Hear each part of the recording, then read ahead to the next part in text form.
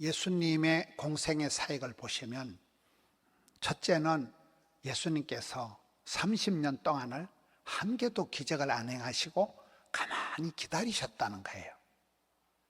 예수님께서 30년 동안 학교도 안 다니시고 아무런 역할도 안 하시고 30년 동안을 가만히 기다리신 것이 예수님의 골든타임입니다. 30년 동안 준비가 됐다는 거예요. 우리는 어떤 일을 해보면 준비된 만큼 쓰임받습니다. 어떤 일을 앞두고 부담을 느끼고 밤에 잠을 못 자고 밥맛이 떨어지고 고민을 하고 기도를 하다가 그때 역사가 일어나는 거예요. 아무런 고민도 없이 준비도 없이 역사가 일어나는 법이 없습니다. 준비되지 않은 사람은 쓸데가 없다. 어떤 일이든지 이게 학습 효과가 있는 거예요. 내가 오랫동안 준비해서 승리 예감, 성공 본능, 내가 지난번에도 사탄 마귀를 이겼다. 내가 지난번에 그 어려운 고비에서도 살아남았다. 그때도 하나님이 도와주신 에베네셀의 하나님, 지금도 시퍼렇게 살아계신 임마누엘 하나님, 이런 체험이 있는 사람은 앞으로 무슨 일을 당해도 여호와 이레, 하나님에 대한 확신이 있기 때문에 요동치가 않는 것입니다. 디모데후서 2장에는 보면 은혜 안에서 강한 세 사람이 있는데 디모데가 약하니까 대사도 바울이 믿음의 아들이요 후계자요 제자인 디모데를 삼을 때, 디모데야 너무 그래 약하다고, 너는 가정 형편도 안 좋고 편모설화에서 자라고 비위도 약하고 자주 병도 나고 심약, 흐약, 병약해 빠졌지만은 은혜 안에서 강하면 된다. 플랜 B, 하나님은 약한 자를 강하게 들어서신다. 하나님이 똑순이를 이쁜이를 들어선 역사가 없다. 과와 가부와 세리와 장기를 들어서지 않나. 그러니 너는 하나님의 은혜 안에서 강하면 된다. 약할 때 강해지고 약할수록 은혜가 온전히 나타나는 법이니까. 그러면서 은혜 안에서 강한 세 사람을 얘기를 하는데 디모데후서 2장에 바울이 얘기하는 게 그리스도 예수의 좋은 병사, 그리고 운동 선수, 수고하는 농부, 이 세 사람을 얘기를 합니다. 여러분, 포도밭에 위에 비닐을 씌우는 건 왜 비닐을 씌울까요? 저는 빨리 조기 출하하라고 비닐을 씌우는 줄 아는데 그게 아니고 비를 맞지 말라고 비닐을 씌운대요. 포도가 비를 맞으면 왜 안 될까요? 지금은 비가 산성비가 내리기 때문에 포도에 조금이라도 과일에 상처가 난데 빗물이 들어가면 바로 썩어버린다는 거예요. 빗물 속에 중금속이 들어가 있고 미세먼지가 들어있고, 농사꾼들은 이게 자연에 대해서 굉장히 민감해요. 새바람만 불어도 소나기가 오겠다. 이게 그렇잖아요. 농부들이 얼마나 부지런합니까?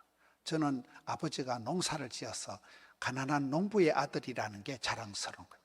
아버지가 그 농사는 그 일 중독 같은 그 일에 대한 그 본능, 일 중심인, 일에 중독적인 그게 있어서 일을 급설 안 내고 일하는 걸 좋아하게 되는 거예요.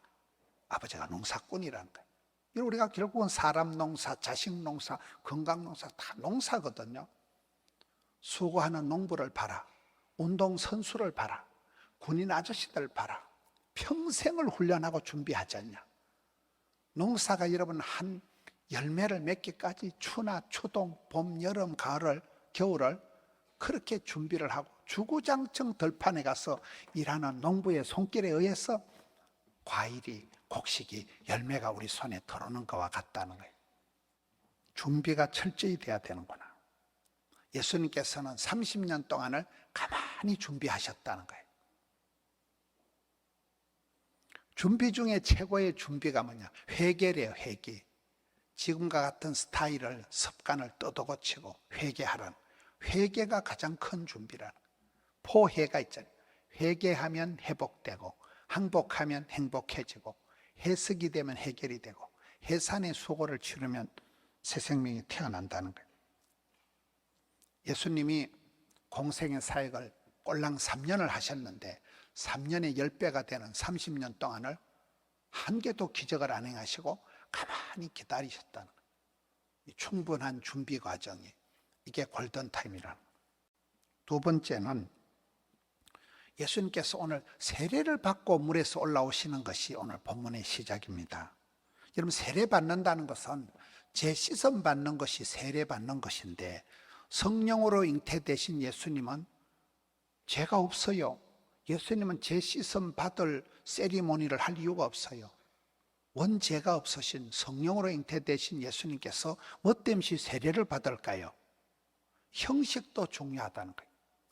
예수님은 율법을 폐하러 오신 분이 아니고 율법을 완성하러 오신 분이라는 거예요. 오늘 우리가 사랑과 행복의 초대이라면 세리머니를 하고 선포식을 하고 깃발을 들고 구호를 외치고 일부러 그렇게 하는 거예요. 일부러 새삼스럽게 일부러 그렇게 해야 되는 거예요. 허리 건강은 이게 자세가 중요합니다. 항상 허리를 곧게 펴고 이래요. 거북목이 되고 맨날 구부리 가지고 쇼츠를 보고 유튜브를 보면 거북목이 오는 거예요. 목 디스크가 오는 거예요. 신앙생활은 경건의 능력이 중요한 것 같지만은 경건의 자세가 먼저예요. 경건의 자격이 아니에요. 경건의 자세가 먼저예요.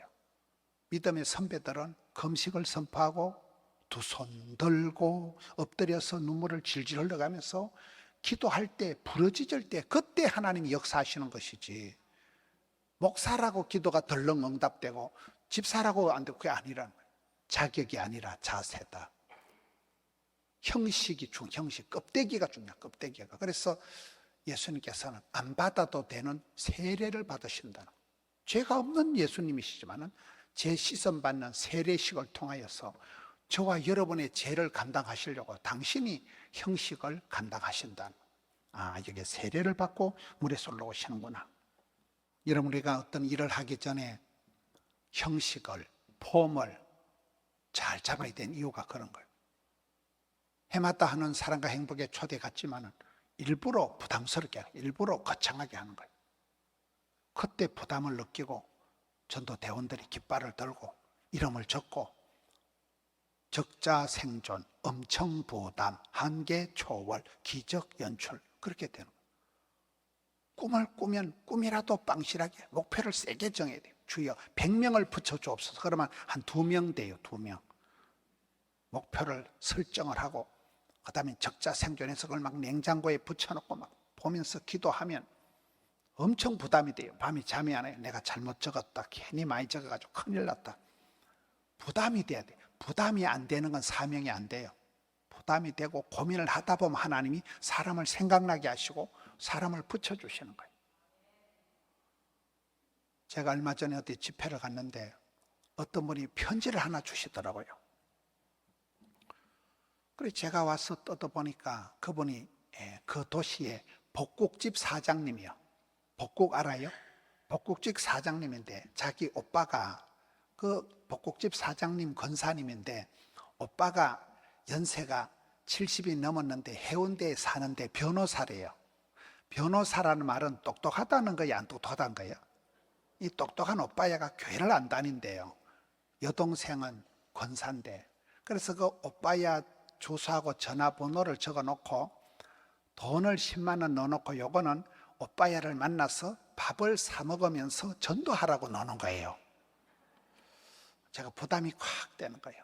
나이가 70이만 산전수전 다 겪은 변호사인데 그 뺀질이 같은 게 해운대에서 우리 교회로 오겠나? 근데 그 여동생이 부탁을 하니까 제가 장문의 문자를 보냈어요. 저는 포도원교회 목사인데 동생분께서 제가 집회를 갔더니만 전도를 하라고 저한테 부탁을 합니다. 존말할 때 우리 교회로 오시오. 이렇게 문자를 보내놨는데 지금 답이 없어요. 며칠째. 제가 이번에 전도 기간에 이름을 적어서 그 인간을 이제 공략을 할 생각이에요. 고맙잖아요. 적을 사람이 없는데 그 권사님이 자기 오빠야를 70이 넘은 은퇴한 변호사를 전도하라고 하니까 얼마나 고마워요. 근데 이 나이가 많은 변호사님이니까 완고하실 것 같지만은 성령님이 역사하시면 되는 거죠. 성령님이 그 마음을 만져주시면 전도의 미래라는 것이 도전하면 변호사만 뭐 어떻고 뭐 사장님은 뭐 어떻고 성령님이 터치하시면 되는 거거든요.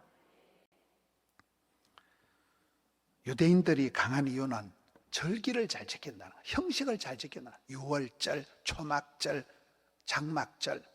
유태인들이 안식일을 지킨 게 아니고 안식일이 유태인들을 지켰다. 여러분, 주일을 성수하고 그 형식적인 이거를 잘하는 사람이 결국 잘하는 거예요. 밑도 끝도 없이 천방지축 이렇게 신앙생활하면 안 되는 거예요. 형식을 잘 지켜야 된다. 세 번째, 예수님께서 30년 동안을 가만히 기다리시다가 이제 세례를 받으시고 물에서 올라올 때 세 가지 현상이 벌어지는데, 첫째는 하늘 문이 열립니다. 하늘 문이 열린다. 하나님하고 이제 신통, 방통, 하나님하고 통한다는 거예요. 하늘 문이 열린다. 야고보서 1장 17절, 진짜 백이 큰 복은 위로부터 하나님이 주신다는 거예요. 각양 좋은 은사와 온전한 선물은 위로부터 빛들의 아버지께서 내려온다는 거예요. 우리가 여러분 긴 세월 살아보면 애쓰고 노력하는 건 한계가 있어요. 하나님이 복을 주셔야 되는 거예요. 우리가 긴 세월 살다 보면 내가 노력하고 애쓰는 거, 준비하는 건 한계가 있는 거예요. 하나님께서 하늘 문을 열어주시고 자식의 앞길을 열어주시고 전도의 문을 열어주시고 태의 문을 열어주셔야 농사가 되는 것이지.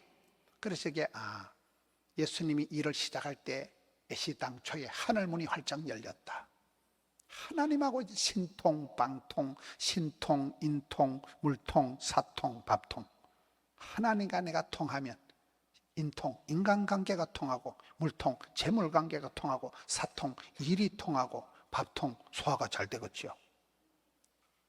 하늘문이 열려야 되는 거예요. 자녀들의 앞길이 열려야 되는 거예요. 사업의 문이 열려야 되는 거예요. 여러분, 건강한 사람들은 내가 암이 걸려도 사방에 돕는 자를 하나님 붙여주신다니까요. 하나님이 사람을, 인덕을 붙여주시면 그때 또 한 곱이 넘어가고, 70까지 큰 병이 안 걸리면 80까지 희떡 지나간대요. 80까지 죽을 병이 안 걸리면 90까지 순적하게 넘어간다는 거예요. 근데 우리가 고비 넘어가면서 그때 하나님이 돕는 자를 붙여주시고, 피할 길을 열어주시고, 하늘문을 열어주시고, 앞길을 열어주시고, 오픈 마인드, 열린 사람이 돼야 되는데, 닫힌 사람, 클로저된, 닫힌 걸 말하고, 속을 닫힌 상처가 많은 사람은 건드리면 자꾸 더 아픈 거예요.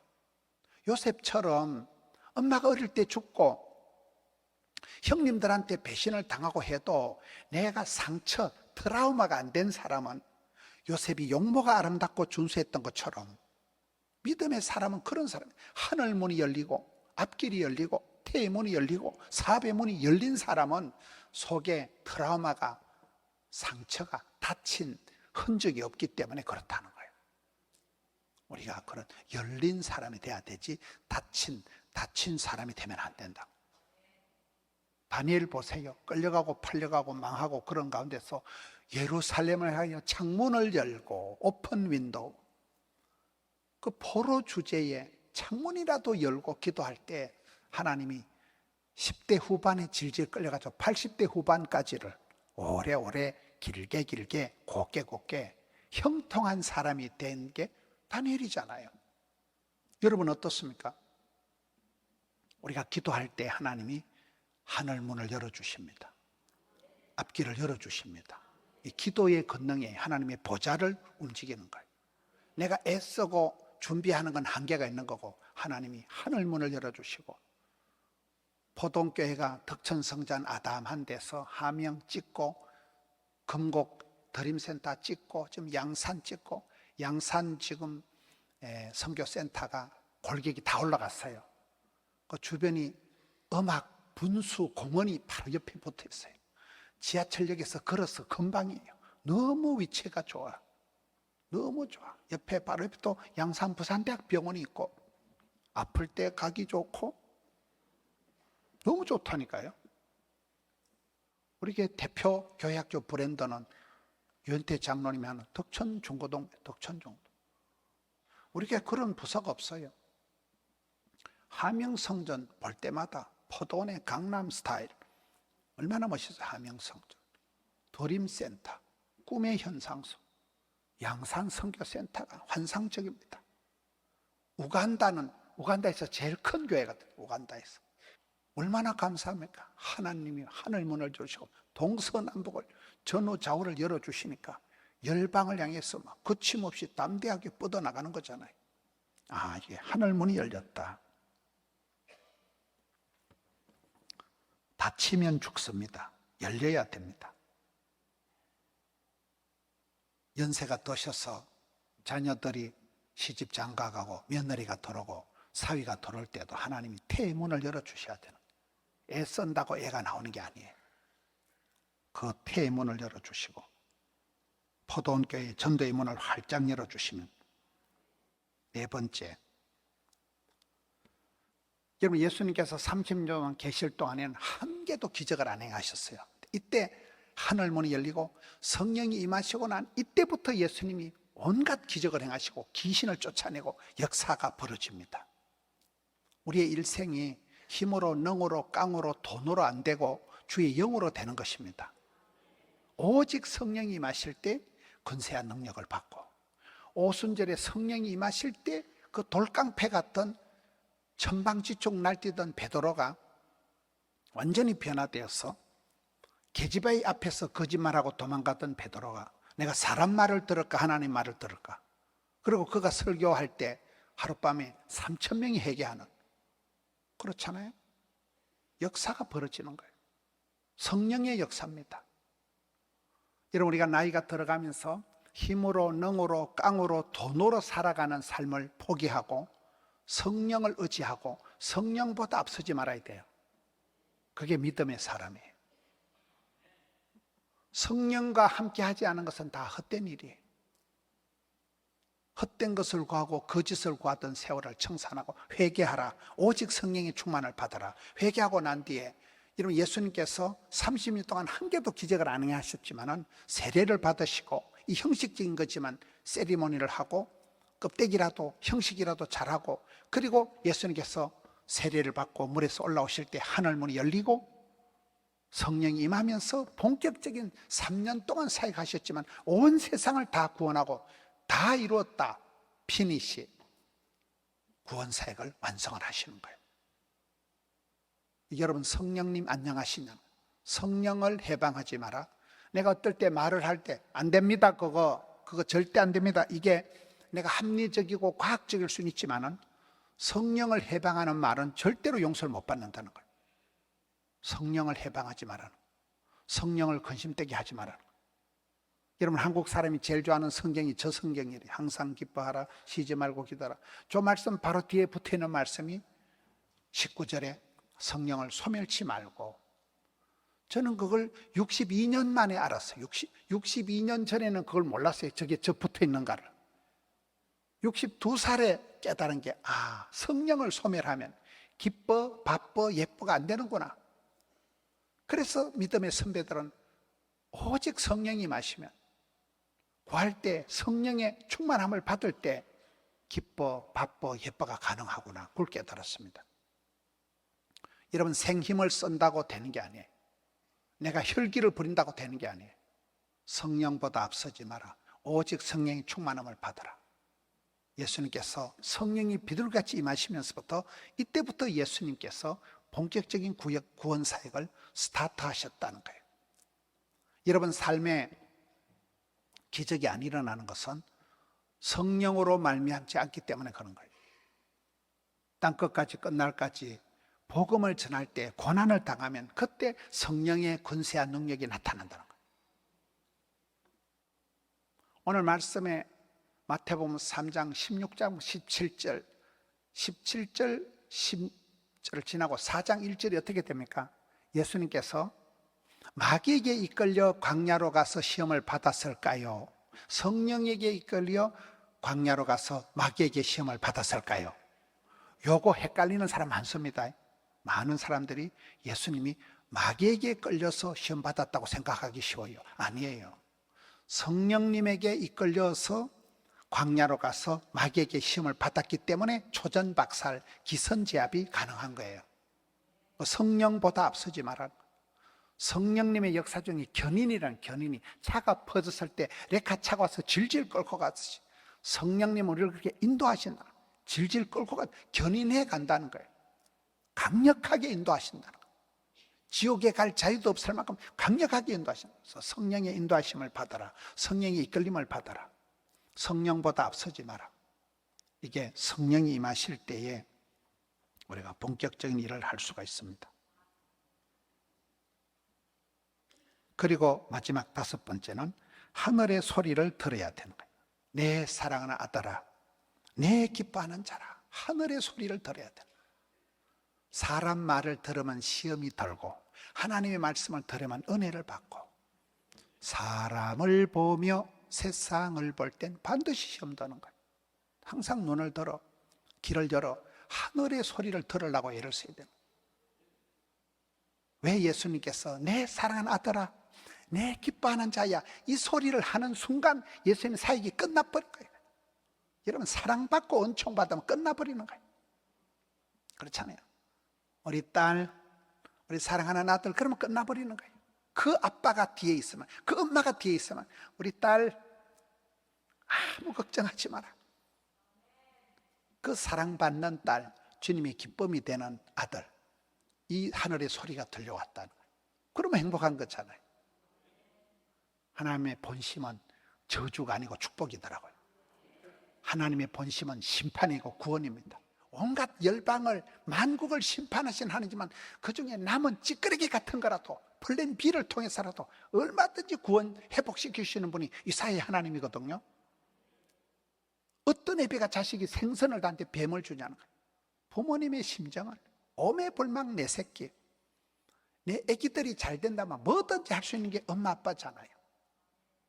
전 우리 어머니한테 배운 게 원한 목회. 우리 어머니가 원한을 풀어주옵소서.